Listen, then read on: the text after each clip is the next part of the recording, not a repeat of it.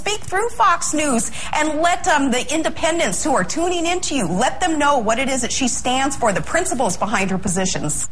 It used to be that new candidates were advised to brush up on the issues so they could handle questions from anyone, even tough questions. The idea behind that was that it prepared you also for actually governing. But now the advice to candidates is only to talk to sympathetic reporters. We need to start now by electing strong leaders who aren't afraid to shake it up. We need strong, principled leaders, public servants who respect our Constitution. Sometimes you just have to see something for yourself. This year's Senate race in Delaware is one of those somethings.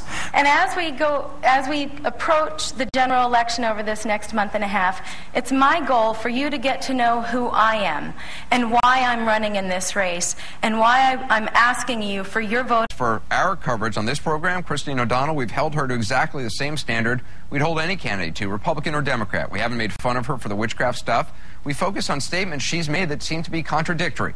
For instance, last week in a debate, she couldn't remember what the 14th and 16th Amendments to the Constitution were. Now, we pointed out in this program that it's easy to get confused for most people, but that most people aren't running for Senate, and most people don't claim to have intensely studied the Constitution at a graduate level, as Christine O'Donnell has repeatedly done.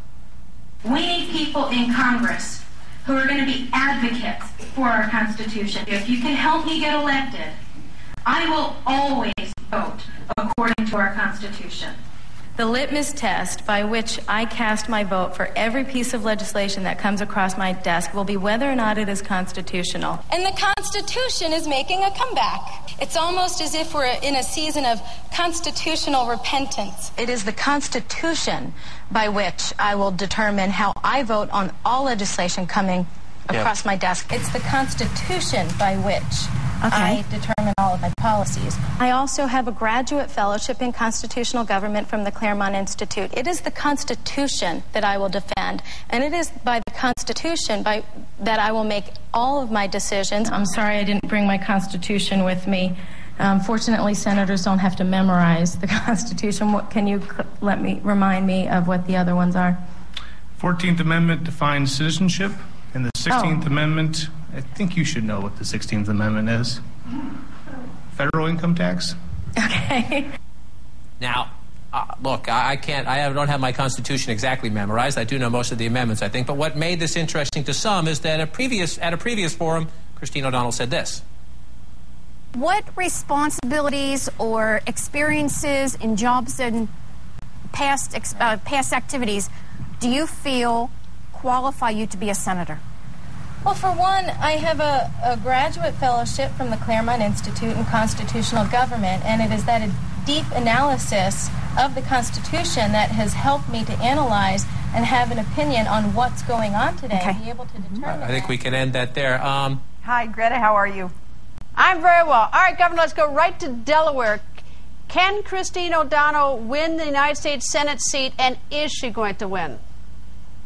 I think she absolutely can win. She needs to stay on message, talking about reining in the federal government and really connecting with her Delaware voters and ignoring what the lamestream media is trying to do to her with all the distractions. Funny, Greta, though, that we are learning more about Christine O'Donnell and her college years and her teenage years and her financial dealings than anybody ever even bothered to ask about Barack Hussein Obama as a candidate and now as our president. We're learning a lot about Christine.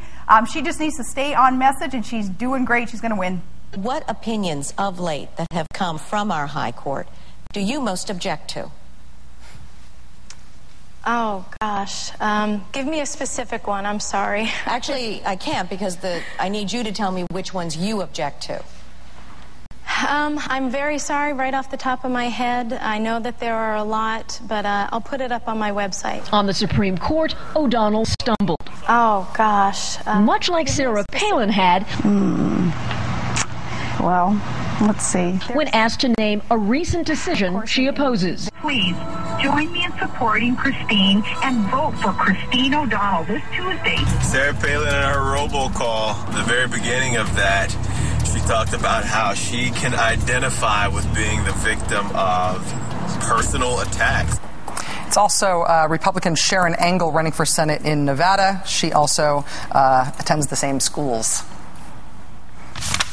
The separation of church and state arises out of the Constitution. No, it doesn't. Oh, the founding fathers didn't believe in the separation of church and state. Actually, the Establishment Clause, the First Amendment. Actually, Thomas Jefferson has been misquoted, like I've been misquoted out of context.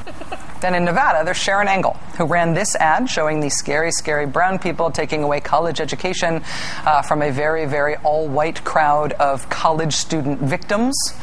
When she was confronted about this by a Hispanic organization at a Nevada high school, this is, you see, there's the white college student victims. Here's what happened when she was confronted about it. Why is it that in all your commercials have the image of Latinos? What do you see when you hear, and I quote, illegal aliens? I think that you're misinterpreting those commercials. I'm not sure that those are Latinos in that commercial. What it is a fence, and there are people coming across that fence. What we know is that our northern border is where the terrorists came through. I don't know that all of you are Latino. Some of you look a little more Asian to me. I don't know that. What we know about ourselves is that we are a melting pot in this country. My grandchildren are evidence of that. I'm evidence of that. I've been called the first Asian legislator in our Nevada State Assembly. I mean, I just can't even believe that this is happening after the absolute crazy stuff and the frightening things that Sharon Engel has been saying on the campaign trail. Here it is. There's nothing wrong with our healthcare system. We need to phase Medicare and Social Security out in favor of something privatized. You can make more money on unemployment than you can going down and getting one of those jobs that is an honest job. Sharon Engel, we're told, will have a big gun coming in on her behalf, Sarah Palin. This Congress keeps going the way it is. People are really looking toward those Second Amendment remedies. They're saying, my goodness, what can we do to turn this country around? Here, you know what I'm talking about. You're paying for things that you don't even need. They just passed, the latest one is everything that they want to throw at us now is covered under autism. So that's a mandate that you have to pay for. Very pleased to see that Sharon Engel is doing so well, and predict, of course, that she's going to be able to retire Reed as others across the country are working on that issue, in addition to the issue of needing to fire Pelosi, so that those gavels will be removed from the big government politicians and allow those with common sense, with a pro-private sector agenda, to be in more control of the policy and the votes. Right behind me, a pavilion, a park along the river here. Later today, we're going to see Sarah Palin. That's a pretty big name, a pretty big surrogate. She is going to be here. She will be teaming up with Ted Nugent, a rock star and a conservative activist, and they're going to be teaming up with the Republican Senate nominee here, John Racy. The minimum wage has become a hot issue in the midterm cycle among some Republican candidates, like this one from West Virginia, the Senate candidate out there, John Racy. The minimum wage is not something that you want to stay on as a permanent basis. In other words, if you have a minimum wage job, you don't stay there 20 or 30 years. You don't put your children through college working on minimum wage. One of the best things that I can think, and when you get government out of the, let's say, micromanaging the economy, you don't want government to set price controls. You don't want government to set wage controls. And it's an archaic system that, quite frankly, has never worked. So you think that we should do away with the idea of a federally mandated minimum wage? Absolutely. With a Veterans Administration hospital that is run by the private sector to be better run than by the public sector, in my view, yes. Would you have voted for the Civil Rights Act of 1964? I don't like the idea of telling private business owners. I abhor racism. I think it's a bad business decision to ever exclude anybody from your restaurant. But at the same time, I do believe in private ownership. Rand Paul arguing against the 1964 Civil Rights Act. At the minimum level, again, that should be the state's decision. So there should not be a federal minimum wage? There should not be. That is not within the scope of the powers that are given to the federal government. It makes you wonder, how do they come up with this stuff? And you can't make this stuff up. It seems like they took all the crazy ideas and... But she's endorsed you now. Do you think she's qualified to be President of the United States? I certainly think she's qualified to be president of the United States. You want to extend all the Bush tax cuts, which would add $4 trillion to the deficit. You say balance the budget by cutting spending. Question, as a bottom line businesswoman, where are you going to find $4 trillion to cut? Well, let's just start with the fact that, as you pointed out in your last interview, spending has skyrocketed out of control in the last 2 years. Forgive me, Ms. Fiorina, where are you going to cut? Where are you going to cut? Entitlements. What benefits are you going to cut? What eligibility are you going to change? You know, Chris, I have to say, with all due respect, you're asking a typical political question. You know, Chris, I have to say, with all due respect, you're asking a typical political question. And you call it a political question when I ask you to name one single entitlement expenditure you're willing to cut. We're asking for leaders who won't mortgage our kids' future with trillions more in debt, and leaders who understand that raising federal taxes in a time of economic woe is a recipe for disaster. It's a recipe for bankruptcy. How about we make November 2nd Freedom Day and we take it back for the little guy? Common wisdom needs updating. Here is a case in point. Linda McMahon, the former World Wrestling Entertainment CEO and the Republican nominee for Senate from Connecticut. Do you think there should be a minimum wage? I think we need to review how much it ought to be. Are you for reducing the minimum wage? Well, I think, we've got minimum wages in states, we've got minimum wages in government, and I think we ought to look at all of those issues in terms of what mandates are being placed on businesses and can they afford them.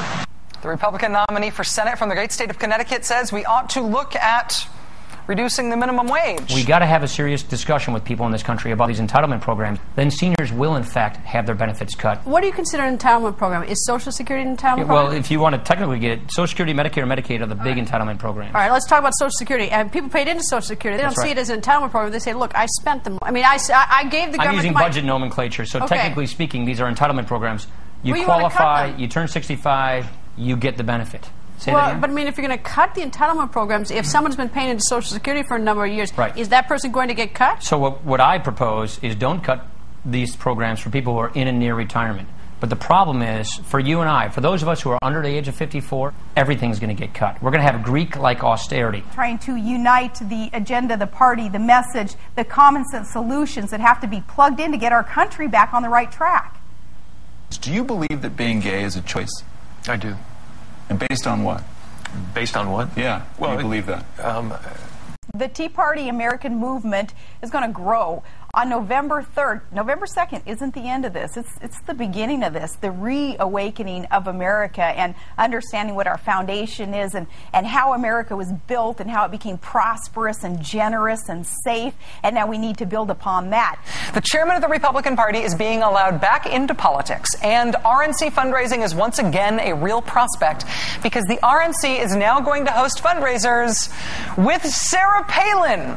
As first reported by Politico.com, Governor Palin will be at the RNC's Victory 2010 rallies in Anaheim, California next month and in Orlando, Florida. Michael Steele will be there too, but if you look at the invitation that's been posted online by CNN, you can see who's doing the headlining. It's the one whose name is in big blue cursive letters. The Honorable Sarah Palin. Did I say that cursively enough? The Honorable Sarah Palin. For a mere $30,000 a couple, you can get a private meeting with Governor Palin.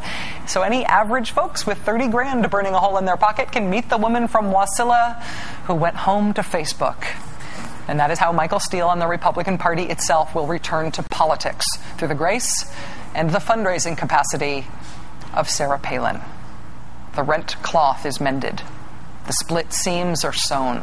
The lion lays down with the lamb. And instead of some brave new Republican world, it just goes back to being 2008 again. We should have known this is how it would all work out in the end. We should have known, but now we do. Hey, politicians who are in office today, some of you need to man up and spend some political capital to support the Tea Party candidates instead of doing this, waiting to see how everything's going to go, you know that the Tea Party candidates are constitutionalists. They've got the common sense. So some of these politicians, the bigwigs within the machine, they're driving me crazy because they're too chicken to come out and support the Tea Party candidates. And yet it's the people who are saying no. That yet the ideas of the Tea Party movement are the American ideals. This is not a time for compromise, and I can tell you, Sean, that we will not compromise on our principles. Suppose Senator John Doe puts forth a constitutional amendment that would outlaw abortion, even in cases of rape or incest, and he asked you to attend the announcement and support him in that. Would you do it? I would. Yes, a proposal like that, I would stand by it. We're out here and we're just appreciating the enthusiasm for the common sense message of Tea Party Americans. So thank you, guys.